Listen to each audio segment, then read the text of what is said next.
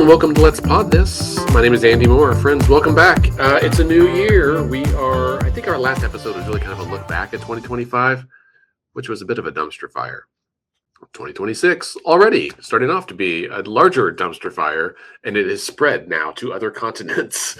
But as I have said on social media, for those of you who follow me or follow Let's Fix This on social media, when we are faced with what feels like overwhelming stress, strain, chaos across the geopolitical realm, right? So not just America, not just Oklahoma, but like Venezuela, Greenland, Iran, lots of things. It all feels overwhelming.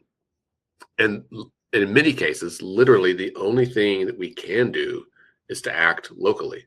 And I know this doesn't make any sense when you first think about it. Like, how can my actions in Oklahoma have a positive impact on ICE murdering people in Minnesota? Well, we obviously can't go back in time, but by acting here locally, we have little deposits into this ecosystem, right? It's the same reason that you recycle cardboard. It's the same reason that you, hold the door for someone going into the mall or whatever. Like, little things add up in big ways. And so we, as always, are committed to kind of helping shine a light on some of those local things that we can do. And I'm going to say up front, we've got 2 weeks left on State Question 836, open primaries for signature collection. So one small thing you can do, if you haven't done so already, is sign the petition for open primaries. And if you would like to help, the last few weeks of any ballot initiative campaign are the busiest because you have the most volunteers going to the most places. I dropped off 2 clipboards this morning on my way to the office. And so it is not with the new volunteers. And so it is not too late to get involved. If you've got anything, you're going to church this weekend, you're going to your kid's soccer game, your whatever, if you want to get a clipboard and help us collect a few signatures, that would be huge, right? Each page has 9 signature lines. If you can help fill a page, that's 9 more signatures we wouldn't have had otherwise. And every signature matters. It's not just like getting to that minimum number. It's about giving every Oklahoman the opportunity to sign this petition because we know that they believe in it. But it's just a matter of we are only as big as the volunteer base we have. And so if you listeners can tap in and I had someone a listener of this show who I know came to Elemental Coffee yesterday and picked up a couple of sheets to take back to her office. She asked for 2. I gave her 3 because I'm an optimist and I think we can do it. Okay. Aside from that local action, we are in an election year where there's going to be a whole lot of stuff on the ballot, including a lot of races that most of us don't ever think about, that most Oklahomans certainly don't ever think about. And we might not understand. And so we're going to try to do what we can to help explain, right? Educate all of us so that we are all smarter, more engaged voters. And we're going to start today with district attorneys or DAs. I think we end up talking a lot about the AG, the Attorney General at the state, because it's a statewide elected office and it's in the news pretty often. Less often, at least lately, is the role of district attorney. And so I invited my friend Colleen McCarty from the Oklahoma Appleseed Project for Law and Justice. I kind of butchered that, but that's pretty close, right? Yeah, Oklahoma Appleseed Center for Law and Justice. Center. Okay, I said project, but center. Anyway, okay, Appleseed, to those of us who are cool, is based in Tulsa. Colleen's in Tulsa. Colleen, you are an attorney. And maybe we'll just start there before we kind of dive into DAs and criminal justice and all of that. Let's hear a little bit about your story. Like, how did you go from law school to building Oklahoma Appleseed into the juggernaut that it is today? Well, that's a nice word. I like that word. Well, actually was a late back to law school person. So I had 2 kids. My son was 8 months old when I started law school and my daughter was 4. Whoa. And so I went back to law school because I became obsessed with the criminal justice system. I really wanted to understand it from the inside out. I wanted to know how it worked. And I actually wanted to be a district attorney. And so I had the intention when I went back to law school to understand the criminal justice system and intern in as many prosecutors' offices as I could while I was there. And so I worked at the Tulsa County DA's office as an intern. I worked at the Wagner County DA's office as an intern. And then I worked in the U.S. Attorney's Office for the Northern District of Oklahoma. And so I got to see that side of it. I ended up actually at the end of law school taking a policy job, which was not the direction I thought I was going to go during law school. Obviously, I really wanted to be in the courtroom, but I thought about it, and the opportunity to take a policy job was really exciting because while you're only impacting one person or a couple of people's lives in one case in the courtroom, working in policy, you can impact thousands of people's lives. It may take longer and be more arduous sometimes, but the results were bigger, and it was something that interested me and I wanted to understand. So I did a lot of work inside the Oklahoma Capitol on criminal justice policy while I was at Oklahomans for Criminal Justice Reform for the first few years of my career. And then I was asked to start Oklahoma Appleseed here. Appleseed Network is actually a huge network of law centers across the country. There are 20 other centers now. When we joined, we were the 18th, but now there's 2 new ones. And it was actually founded in the 90s by Harvard lawyers who had gone out. They graduated Harvard Law in 1958. And they had these very storied legal careers. I mean, like the people that you think of when you think of Ruth and Marty Ginsburg and all of their classmates. Yeah, That's who right. started the Appleseed Network. And so really just like the top tier lawyers. And they really felt like over their careers that the law had become commercialized and that people weren't getting the best out of the law that the law could deliver. And so they wanted to use the law for good was basically how they started the network. And it just became this grassroots centers all across the country that do different things, but they're all centered around the idea of using the law for good. And so some of them have different issue areas, some of them have different types of staff, some of them do litigation, some of them don't do litigation, but they all have that same mindset of, a grassroots network of making the law work for the people. And so when we started Oklahoma Appleseed, we decided to work on criminal justice because it was what I had always done. But then we added education justice, election justice, and economic justice as well. And so that's how we kind of got started. We started more in the criminal justice space because one of our flagship projects was working on the Oklahoma Survivors Act, which is a sentencing reform that the Oklahoma legislature passed in 2024 that allows survivors of domestic violence to enter evidence of their abuse and receive a shorter sentence if they're being charged with a crime. And so we've gotten to see up close and personal through the implementation of that, how our criminal justice system is working for victims, how it's working for survivors of violence, and it's not working very well. And so that has been an interesting experience. But then we've also done a lot in the education justice space around making sure every kid in Oklahoma in every zip code has access to a quality public school. You've seen defunding of education over the last 20 years. You've seen privatization efforts come in, and now we're number 50 out of 51. Maybe we're 51 now in education outcomes. And so you're hearing a lot of folks wanting to fix that and not knowing how. And so we actually created a policy agenda. It's called Better Outcomes for Oklahoma's Kids under our education coalition. And it is 16 highly researched recommendations from the people of Oklahoma about how to fix our education system. And so you can find that at Advance Oklahoma's Kids, advanceokkids.org. And our mutual friend, Erica Wright, is just blazing the trails, getting that out there and meeting everybody she can find, talking about the book agenda. And so that's been really exciting. But yeah, entering into this primary season, talking a little bit about district attorneys. Yeah, that's great. For listeners, Erica is also collecting signatures for 836, proof again that you can work locally in lots of ways. And I know she's talking to a lot of education groups about education and about, how electoral systems influence policy. So, but for district attorneys, well, first of all, that was a great overview, Colleen. Thank you. Well phrased about, I was going to ask you a follow-up about what is Appleseed, and you anticipated that and just rolled into it. Oh, great. So let's shift a little bit and lay some groundwork about district attorneys. Can you give us kind of an overview? How many are there? What do they do? What powers do they have in the justice system? I hope I'm not wrong. I think there's 27 district attorney districts across the state of Oklahoma, and they are based on population. So some of them have numerous counties under them based on population, and some of them only have one. So for example, like Vicky Bahena is the district attorney in Oklahoma County. She only has one county, right? Because the Right. population in Oklahoma County is really big. Same with Tulsa. We only have one county in our DA district, but like Jack Thorpe in the Wagner area, he's over Wagner, Cherokee, and Sequoia counties because those counties have less population. So they're not technically county positions, but some of them are aligned with just one county. It's a confusing setup. Yeah, I just Googled while you were talking to fact check you on the fly. And yes, there's 27. You were Okay, quite right. great.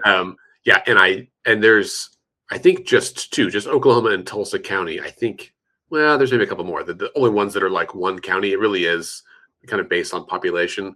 As a fun fact, I'm sure you and I have talked about this before, but those judicial districts that I think affect the DAs and also some judges have not been redrawn since like the 1990. 90s. And it's like one of those things that like I don't know that it's gerrymandering. Certainly things have changed a lot, but those districts are not proportional to population and perhaps should be redrawn, but no one wants to do it. Yeah, it's An issue definitely for a big task for somebody to do, especially because so much time has passed. And I think right.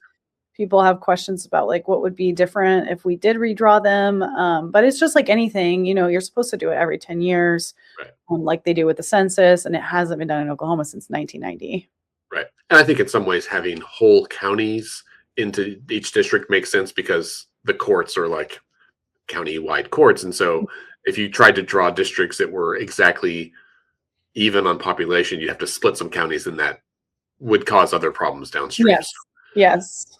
All right. So the DA is basically the chief prosecutor for their district, right? Which in Tulsa County, where most people live, is for their county. It is an elected position. A lot of people don't know that. And once the DA is elected, they can select their first assistant, which is usually who runs the whole office, and then they are responsible for administering justice essentially through their entire district. And so most people think that DAs are just kind of like appointed. And I think maybe in some states they are, but they actually in Oklahoma, they are elected. It is an off-cycle election. So when you go to midterms, a lot of the DAs are up for election, but they're not all on the same ballot. So you will have some up for election this year, 2026, and then some up for election in 2028, and then some up for election in 2030. It's not all uniform. So that's also very confusing. Well, that's interesting. What's the term? There are 4-year terms. 4-year terms. Okay. If listeners, if they watched Law and Order, right? Like I think Sam Waterston's character is like a DA on there, and so obviously that's TV and not real life. But if you're looking for some sort of Hollywood tie, that's a good representation, I think. But for most folks, not everybody is has some involvement or connection to the justice system.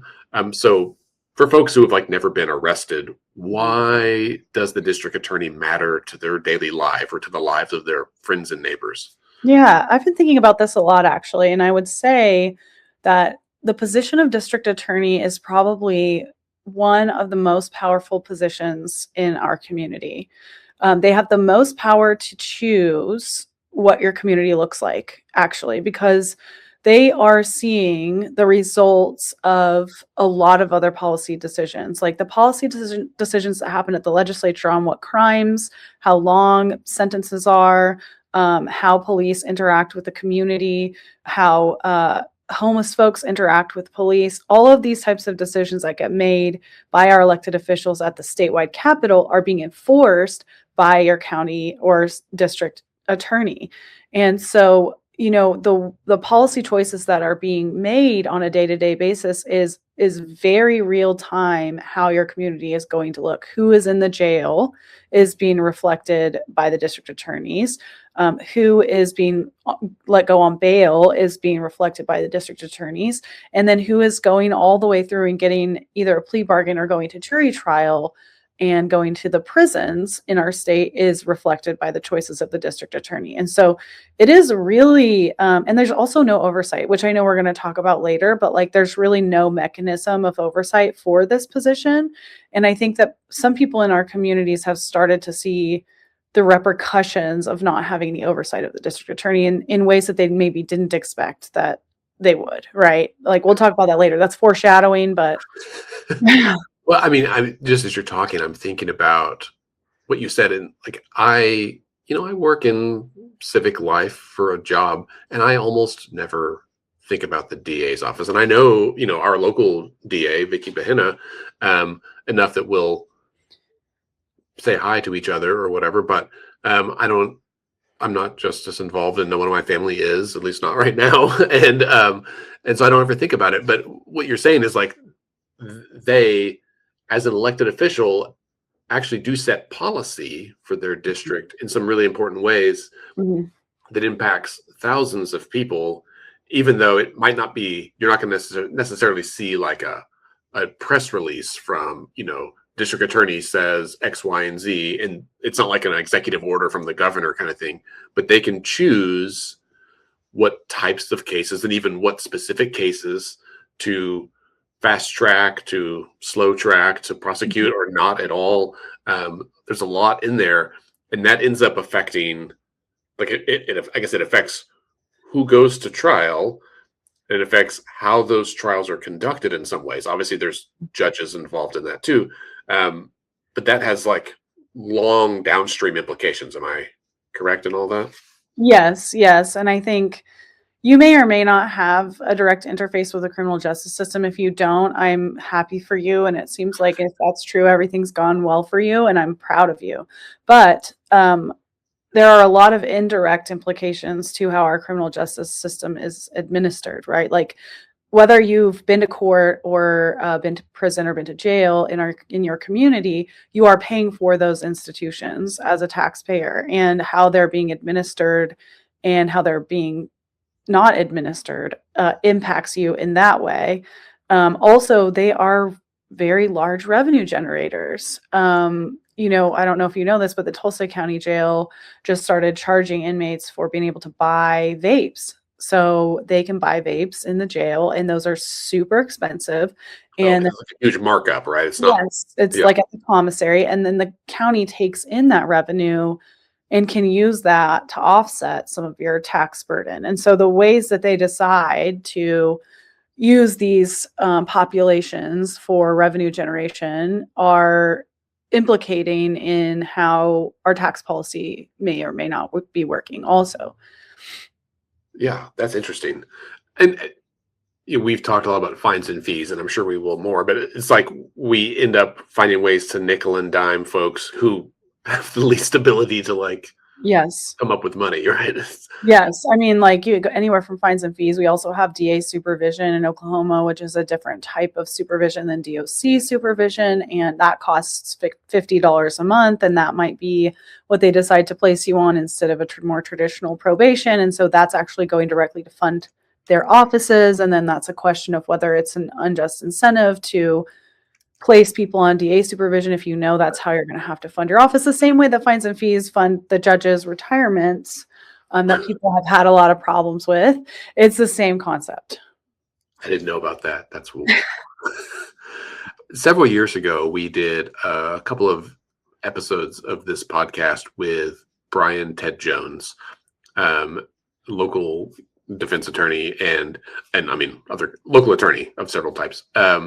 And he walked us through some of the fines and fees and all that system. And I need to go back and re-listen to it because I remember it's back when Scott was a co-host. Some listeners will recall this is in our first studio. And we were both just like, oh my God, this system is so messed up. But because it is like insular, the general public usually has no awareness of even how the whole system is funded, right? And it was really crazy. It's one of those closed system problems that like it's hard to get people to care about it if it doesn't directly impact them in a way that they feel, but they are indirectly impacted by it in a lot of ways. Yeah, that's wild. Well, I know you have talked about prosecution being part of, we'll call the quote plea bargain machine. Mhm. What does that mean in practice? How much of criminal justice is shaped right here, both like before a case ever goes to trial? Yeah, there are varying studies that have looked at this, and anywhere from 95 to 99% of cases are resolved on what we call a plea bargain, which is an agreement that you reach with the district attorney. A lot of times it does involve prison time, but also they are making plea bargains to what we call out time, which may be probation or, like I said, DA supervision, depending on the severity of your crime. And a lot of plea bargains have actually come into focus across Oklahoma recently, one being, I don't know if you've heard about this case, but the Jesse Mack Butler case Mhm. in Stillwater. He committed a very severe set of rapes and assaults and strangulations, and he was 17 at the time. And there was a lot of evidence. There was a lot of medical evidence. The victims wanted to cooperate. They wanted to come forward. And the district attorney in Payne County, Laura Austin Thomas, reached a plea agreement with him so that he was charged as a youthful offender and he got 1 year of therapy. And people across Stillwater, across actually the United States, this went viral, are infuriated by that. Yeah. They feel that the victims are not being served by that he's going to be basically free. And, there's people on both sides of this saying there's reasons why he went and got a plea bargain. There's reasons why it made sense for that at the time. But since then, that was just last October. And since then, that judge has now retired. There was a huge public outcry about it. And so, there can be public concern raised by the deals that prosecutors are making, but that is 100% within the purview and the discretion of the DA. Like what they offer to the defense attorney, we call those the recommendations or the plea recs. That is 100% their decision, and they may have each DA, a line DA, each one of them may have their own calculus of how they reach a plea recommendation. So like I might really, really hate DUIs because I was growing up and someone in my family was killed by a DUI and then I went on to become a prosecutor. Like this is just an example. So if anybody that comes before me has a DUI, I might just make the arbitrary decision that I'm never going to let them plead out time. Right. And I have seen this across the state. This happens. They have these little things where, oh, to me, if you have 3 prior domestic violence cases, then that means to me that you are a pattern DV offender and I'm not going to offer you out time. And maybe you agree with that. Maybe you don't. But it's very arbitrary how they come to these decisions. Some offices have started doing, not in Oklahoma that I've seen, but some in other states have started doing more uniform policies where, okay, if the person was arrested on an offense related to their homelessness status, then I'm not going to prosecute that. Or like across the board, I'm just making these across the board decisions. They did this in Houston a few years ago about marijuana enforcement. They decided any low level marijuana possession, they were not going to use their resources to prosecute. And the prosecutor felt that that was 100% what the people elected her to do. And that was within her purview to make that across the board decision. There are now some backlash to those types of policies. The LA County District Attorney that just got elected, Nathan Hodgman, was elected on the idea that these across the board policies don't work for justice and that every case needs to be evaluated on a case by case basis. And he was actually elected on that platform that he was not going to do any of these across the board policies. So it's really interesting to kind of see what's happening in the prosecution space. That's fascinating. I haven't obviously polled the audience, but I would guess most people just kind of assume that there are laws and that if you're charged with a crime, you get prosecuted or you plea out. And it's like a black and white thing. But what I hear is like many, many, many shades of gray and just so, well, obviously so arbitrary, as you said, but also like opaque. Like there's not any transparency in this system. Why is it so difficult for the public to see how prosecutors make decisions? Like what kinds of information goes unpublished or unexamined? Mm-hmm. This is something that advocates in the state of Oklahoma have fought for a number of years, and it's just been very difficult to get any traction on. But there is no statewide or county-wide method of data collection for prosecutors' offices about how they're pleading cases, how many percentage of cases are resulting in a conviction, how many are getting acquitted, how many are going to jury trial, how many of the ones that go to jury trial are getting acquitted by the jury. These types of things are not being tracked at all. And so advocates really have no way of saying, well, this is really, affecting this group of people much more specifically than any other group of people, or this type of crime is always getting out time, whereas this type of crime is always getting prison, or sex crimes are not being prosecuted, where people who commit drug crimes are being prosecuted. Those types of things have largely been hidden from Oklahomans and from most of the people across the United States do not have access to that level of data. And there's a question about why, when we have had this buzzword traveling around about transparency and government transparency, why we have been so resistant to publish that kind of data in the criminal justice system is up for speculation, I would say. But it only benefits the people, I would say, and it doesn't very much benefit the prosecutors to have that data public. Yeah. Well, let's talk about Tulsa County, where you live, and I know you guys do work across the state, but you probably run into more stuff in Tulsa County, or most familiar. So the current DA, Steve, is it Kunzweiler? We say Kunzweiler is how we say it. Okay, sorry. Apologies to Steve if he listens. He's one of our 2 listeners, I think. I don't know. I'd be surprised. Yeah. Anyway, he's been in office for more than a decade, because there's not term limits on DAs, right? Right. No term limits on DAs. Yes. So they can run as many times as they want to, and they can be elected as many times as they are elected. I think we had David Prater in office in Oklahoma County for a number of years. And then before that in Tulsa County, we had Tim Harrison for a number of years. And now this is Steve entering his, I think, 14th year as the elected DA. Yeah. So, and I'm going to kind of put you in the spot, and if it's uncomfortable, just say so. But I'm curious, like, how would you characterize his approach to the office in terms of like crime, punishment, community safety, and how his approach has impacts on people's lives, both positively and negatively? Yeah. In my role as an advocate and a researcher, I have heard a lot of things about how justice is being administered in the Tulsa County DA's office. It is kind of ad hoc, to be honest, from what I can gather. And a lot of that has systemic roots to it. DA's offices are like any other public service that we have to pay for, and they get budgeted from a number of different sources. One of them being the Oklahoma legislature, who everybody knows is very reticent to fully fund our social services. And so I will agree with Steve when he multiple times a year says that he is not being given enough money to adequately run his office. And that impacts things a lot of different ways. So with McGirt going through, our tribal prosecution officers had to start hiring DAs, and they have more money, and they started offering more competitive salaries than our county DAs. And so a lot of them went to the tribes.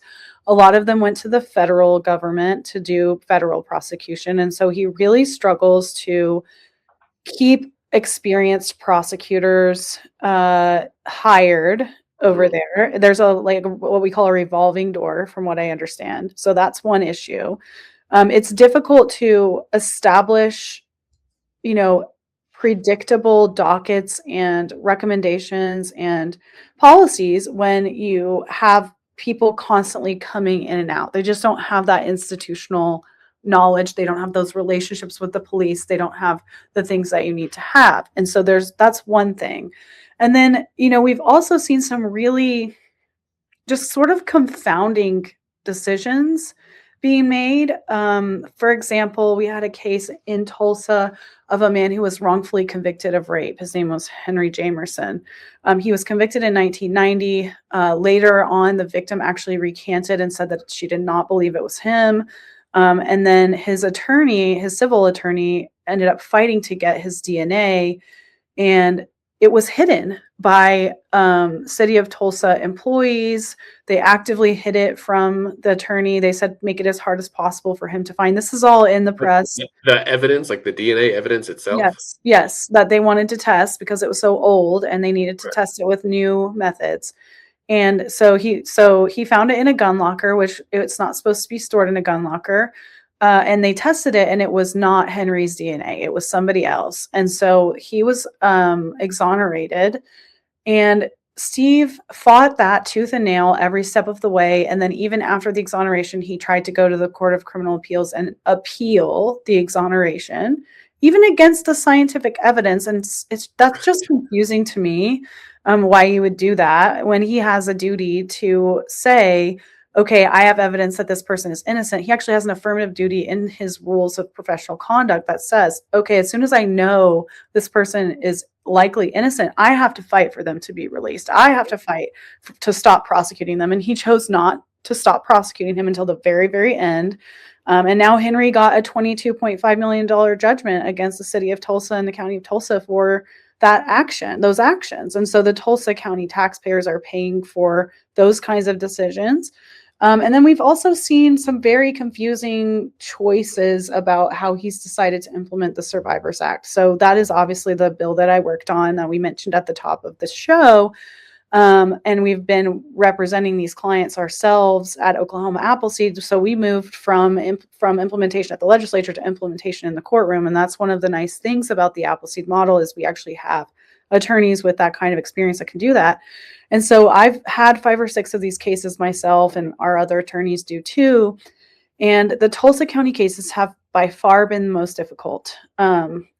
They say that they support survivors. They say that they support victims of crime and they support the Survivors Act, but they're very worried about quote unquote fraud, about people trying to use this bill to get a shorter get out of jail free card or something.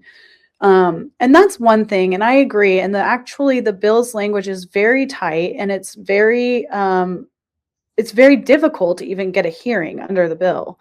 But then we see people who are credible domestic violence survivors with a lot of evidence that we present in court, and he's still fighting them to the highest degree.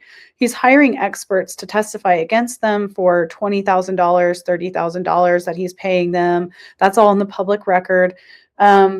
To fight these women who are grandmas who have been in prison for decades, who are not threats to public safety.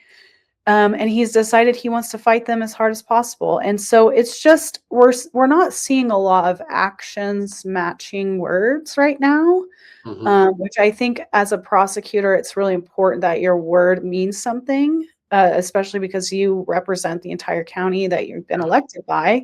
Right. And honestly, it just confuses me. I just don't understand the impetus behind spending resources that way when you're saying that you don't have the money to run your office, and then you're choosing to spend the money the way you're choosing to spend it. Right. Yeah. Both things can be true. Like you can not have enough money to run your office, but you can also be spending it improperly on things that don't matter. Especially, I mean, in the case of the gentleman that was exonerated, like they spent thousands or millions of dollars trying to prosecute a case that they already knew he was exonerated. They just kept trying to keep doing it, and then ended up having to also pay the man. Yes. That's the definition of throwing, I don't know, good money after bad, or just like misspending public resources. So Yes. what do we do? Like, are there accountability systems for DAs? I know they're elected, and so ultimately they're accountable to the voters. But as we've discussed, when there's all this opaqueness that happens, what kind of like ethics rules or bar complaints or that kind of stuff do we have? Yeah, there's really very little that you can do to hold an elected prosecutor accountable, especially in the state of Oklahoma. Some states have started building in more accountability mechanisms for this function in government, one of them being Georgia. They created a prosecutorial oversight committee that was made up of veteran prosecutors who are tasked with investigating any type of misconduct. You can disagree or agree with how that's structured, but that's one way. Others have started creating recall mechanisms for DAs that they want to take out of office. We don't have that here. And yeah, it's one of the most unchecked positions in government, I would say. Like, Yeah. there's just not a way to hold them accountable, and they hold so much power to do things the right way. Right. Um, and we just sort of trust that they've entered these positions with good intentions and with the just intentions always. And to question them is like just beyond the pale. Like, we can't Oh, even right. question the way that they're administering their offices or the way they're administering their cases. And there is the Oklahoma Bar Association is one way that you can try to hold them accountable, but it's very rare. I only know of one case where they actually punished a prosecutor for violations of the Brady ruling, which is withholding exculpatory evidence from the defense. And that man was fined $11,000, and he was suspended from the practice of law for 6 months. Now he's back in practice, and he's a partner at a large civil firm in Oklahoma County. So there's really, I mean, what did he learn anything from that? I don't know. Right. That case went up to the 10th Circuit and was highly litigated and created case law actually about how you're not supposed to withhold evidence. And he's just living his best life now. So I there are philosophical and scholarly arguments about whether or not our professional punishment systems in the legal field are sufficient for these kinds of problems. Right. When I went to law school, I was shocked by this. Like, I just always thought that there was some way of holding people accountable if they break the law. And it's one of those things, like, who watches the watchers, right? Like, Right. who Yeah. who is standing on the watchtower, I guess, and there really isn't anybody. That's why, I mean, yeah, I think I don't know, I'll speak for me, right? Like, you grow up and you believe that fire, police, judges, district attorneys, to the extent you know they exist, right? Even shows like Law and Order, like, are generally based around the idea that these people are do-gooders that are trying to uphold the rule of law, trying to appropriately punish criminals who violate the law, to, in some cases, defend those or exonerate those who have been falsely accused. And you're trying to, like, do justice, right? Like, Mhm. as a verb, like, enact it as best you can with. And I know that I'm someone who tends to give people the benefit of the doubt, and so I kind of assume people are doing good Mhm. as their operations. But then when you are confronted with so many examples of that not being the case, of like Mhm. corruption in the system, of people having ulterior motives, or of even simply the unwillingness to admit that they were wrong or that someone else was wrong. And it's not even them, but it's like, oh, Right. someone was wrong 15 years ago, but I'm going to defend everyone I know, regardless of their wrongness, just Yes. because we feel like we need to stick together. It is Um, a that's so weird to culture. me. It is a culture, and it's just very bad in Oklahoma. Like, I would almost go as far as to say it's the worst that it could be in Oklahoma, because it's almost as if they feel like one brick in the wall falls and the whole wall falls down. Like, we can't Right, admit that there's anything wrong with any convictions, because then it's like saying there's something wrong with every conviction. And it's like, that's just not how the law works. And I don't right, think that people would have less faith in the system if you were honest about what's taken place and you want to fix it. I think they would have more faith in the system if you were honest about what's taken place and you want to right, fix it. right. Um, and it's been an ongoing battle for sure for defense attorneys across the state, for sometimes judges and for advocates to get through this culture, because it is recalcitrant. I like that Yeah. word. Like, Ooh, nice. I was going to have you use it in a sentence, but you just did. That's I just did. Stubborn. It is stubborn. It is entrenched. It is difficult to break through. yeah. Yeah. I know, everyone, we all have a predisposition towards avoiding change in some way. Like, we tend to be a little stuck in our ways. Mhm. But ideally, right, we're all also striving to be better, to overcome those things, and to, become a better version of ourselves. And so you would hope that DAs would do that as well. Um, so we've kind of talked about, like, lack of transparency about, and I did want to follow up on that before we move on, but I would assume, especially in today's age of data, that we have lots of data about, charges, plea deals, declinations, sentencing, reform efforts. How important do you see data as being steps towards transparency? Like, what obstacles stand in the way, and just like how could operations of DA's offices be improved for the public good by like being more transparent? Mm-hmm. Yeah, I mean, I think I would say in their defense, a lot of this is because our data and technology systems in the state of Oklahoma are just so out of date. I mean, the clerks are still using very out of date. A lot of the legal system is still on paper, and there's just it's difficult to get everything into one place and process it, and especially when you have different county systems across the state. Like every single county has their little way of doing it, and they don't want anyone to touch it. And so any type of uniform data system in the court system or in the prosecution system has always been told to us as advocates that that's just impossible. That will never happen. Like we just got OSCN and we just got all the documents online where you can download them, and that's only in 13 counties. So like there are still dozens of counties that don't have the ability to download documents off of OSCN from people's cases.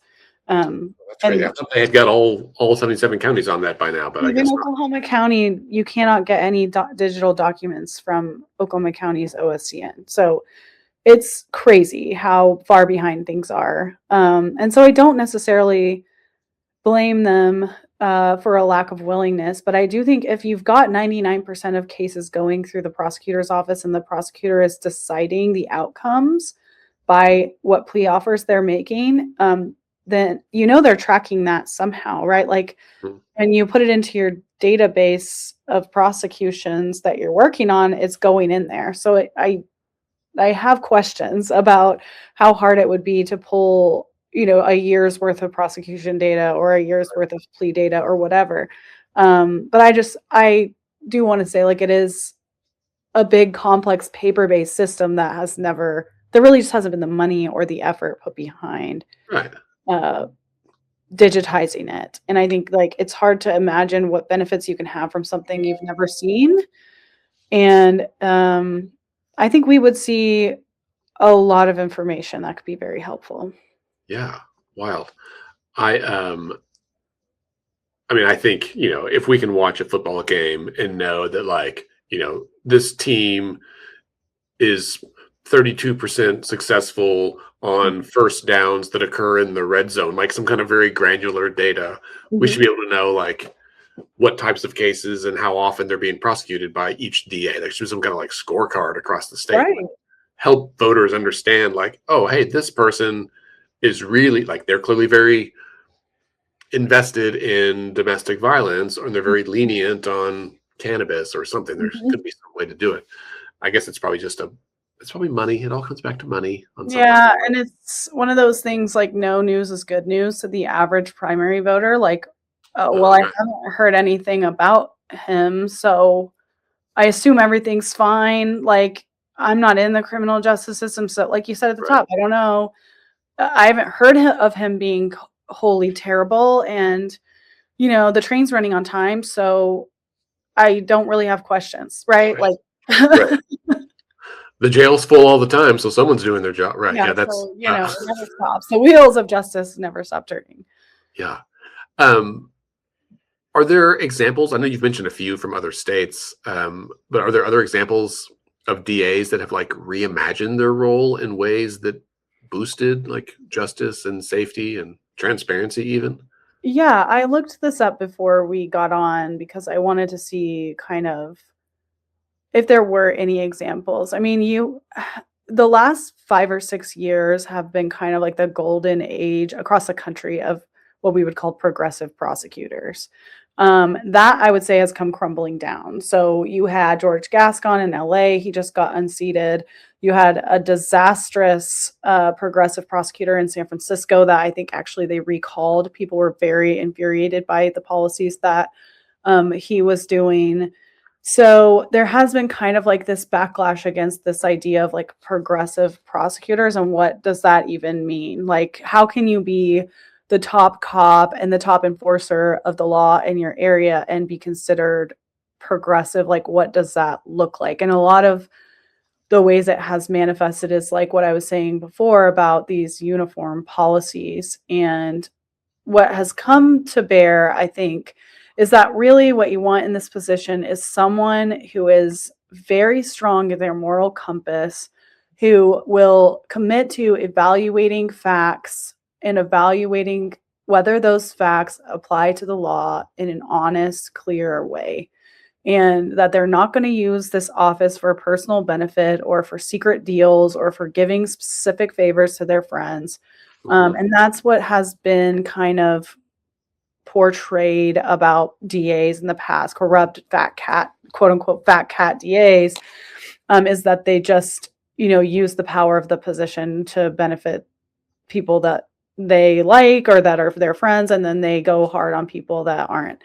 And you don't want that. You want somebody that's really committed to the principle of applying the law to the facts. It's an enforcement, right? It's it's part of the executive branch. It's not the legislative branch. They're not supposed to be making laws. They're not supposed to go up there and say, this is what the law should say. And this is how I want to enforce it. That's not their role. They are, whatever's written down by the legislature, they are to enforce it, whether they agree with it or not. I mean, we know our DAs in Oklahoma hate the legalization of marijuana. They hate State Question 780, but by and large, they have enforced it. Like, we don't see them prosecuting first offense meth possession as a felony anymore because the law changed. And so I would just say it's really pretty simple when you boil it down. But, when you look around the country, there are a couple that come across as like just very good, very principled prosecutors. Apparently the one in San Diego, his name is Summer Stephan, is really good. A lot of them do come out of like this tried and true line prosecutor experience. I don't think you necessarily need that to run an office, but a lot of them do come from having a lot of docket experience. There's one in Detroit that has done a really good job. And one of her challenges has been dealing with this like stop snitching culture in Detroit. And she has really done a lot of work on educating the community about how that doesn't keep them safe and it prevents her from being able to enforce the law. And then there was one that I was reading about in Texas, actually, Rockwall County, which is right outside of Dallas. Dallas has changed a lot in the past 20 years, of course, and she's a neighboring county to that. Her name's Kenda Culpepper. And the way that she won Texas Prosecutor of the Year, and the way that people write about her and talk about her, she's just one of those people that's just like very principled, but also common sense. Like, I'm not going to spend $20,000 on a case that is better off for me to just let that person out of prison. They're not a risk to public safety. Like, we need people that can apply the law and be tough on violence. Violence is the problem, right? Violence is the scourge on our communities. It is not individuals necessarily. It is the violence that you want to stop. And so looking at modern ways of reducing violence and applying those is what we need people to do, not necessarily this give them the longest sentence possible, hang them high every single time. And there are times when that's appropriate, but not every single time. Again, you don't want to line up anything that you can just, there's no one size fits all. It's somebody that can evaluate what is before them in the record and what's in the facts, and that can do a good job every single time, not just sort of lazing around about, well, taking the easy path or taking the hard path for no reason. Like, sometimes common sense should just be the common thing. Yeah. That's so good. That's my last question, I think, for you, Colleen. This has been such a good conversation. Like, my brain is like, I'm at the point now where my brain is like going 1,000 miles an hour as I'm trying to think about how we can better educate the public about DA than just like how this, I'm always a systems person. So like, how do we make this system like better, like more transparent, more useful, more rooted in the community or like connected to common sense things. Yeah. But anyway, my last question for you is a big one, but that is, if you had a magic wand and like you could just change, we'll say one thing. You can have two if you need, but like what's the one big thing that you would change about how district attorneys operate in Oklahoma, and why is that one the one? Gosh, that's a good question, and there's like a lot. I have a hunch you probably have a whole wish list. Yeah, I do. I should make my wish list for Santa about that. But I think the entrenchment we were talking about has made things really difficult because the way they currently operate, the district attorney's council, they expect 100% loyalty all the time from every single one of the elected prosecutors. And the ones I talk to, when I talk to them one-on-one, there are things they wish they could do, and there's things they wish they could say, but they have been told that they can't. And they don't feel they can operate independently every single time they want to, because of this like sort of groupthink pressure that comes from being in the DAC, the District Attorney's Council, which is a statewide agency that it sort of regulates the prosecution function, and they also lobby at the Capitol for what the district attorneys as a group would want changed in the law. Mm-hmm. And the way that they've pretty powerful lobbying force at the Capitol too. Yes. I don't know if we already talked about this, but they have an association of district attorneys. That's a private association, and that is funded by dues. And they actually have their own lobbyists as well. So they're the only function of government that I know of that has two lobbyists. There's the legislative liaison that's paid by the District Attorney's Council, and then they have a private lobbyist that's paid by the association. And they both, work in concert with each other. But it's very unusual to pass anything in the Oklahoma legislature that's not supported by the prosecutors, because there's actually a study from the University of Cincinnati School of Law about how often bills that were opposed by the state district attorney's council in their state, and they did a nationwide survey about this, that how often they were able to pass anything that the prosecutors didn't support, and it was like almost never were anyone able to pass anything over a district attorney's council's objections. And so if they just choose not to work with anyone, or they choose not to negotiate, or they choose not to come to the table, then their way goes forward, right? Because they just have chosen not to work with anyone. And I see that happen all the time. And a lot of good policy has been stopped or stalled because of this problem. And so I would say that is one thing. Is that my only magic wand, or I get one more? You can have two. I'll give you a second. I can have two. I would like to see the Oklahoma legislature prioritize prosecution. These are really brilliant young lawyers going into public service, just like we do with public defenders.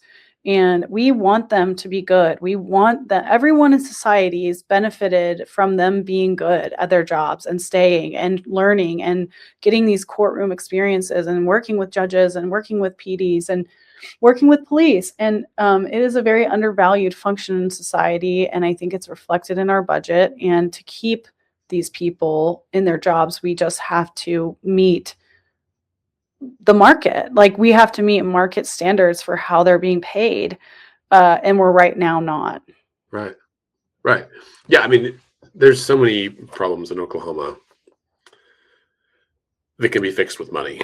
And like, not everything can be fixed with money, but a lot of the problems that our state faces can be fixed with money, which means that the actual problem is not whatever we're talking about in policy terms. The actual problem is a ongoing, perpetual, chronic underfunding of public services. So we're expecting government to do a limited number of things. Like, this is the core function of government, but we don't give them enough money to do that.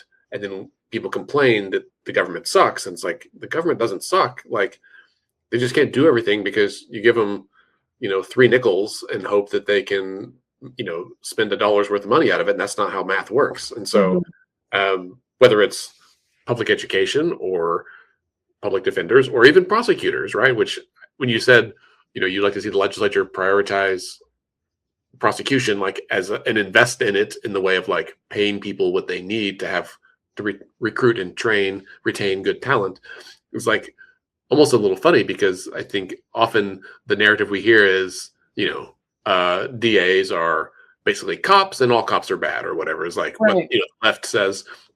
And it's like, you know what, like the system doesn't work because we end up with, paying people, undervaluing their time and energy in this and like attracting subpar talent and forcing them to make really difficult decisions. Now, there are bad decisions, as we discussed earlier, that DAs might make on their own.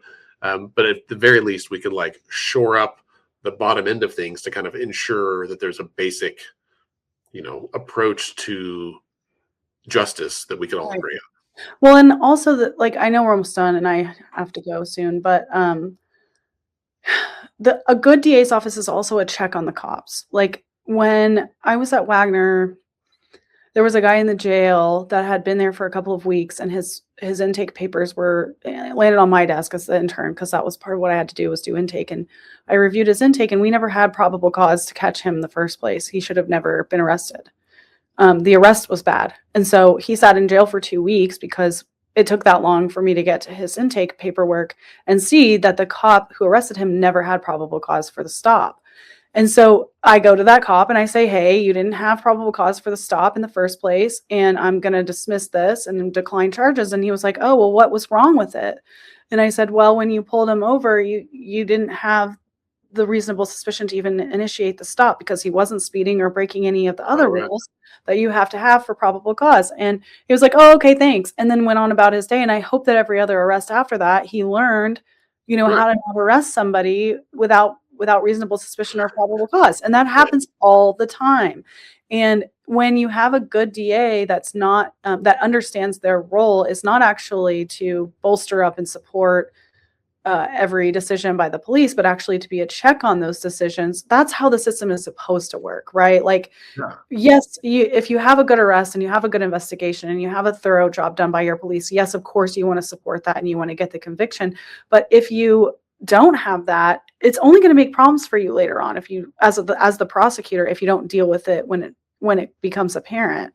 And so, I mean, like, sure, I guess we can be mad at cops, but they're line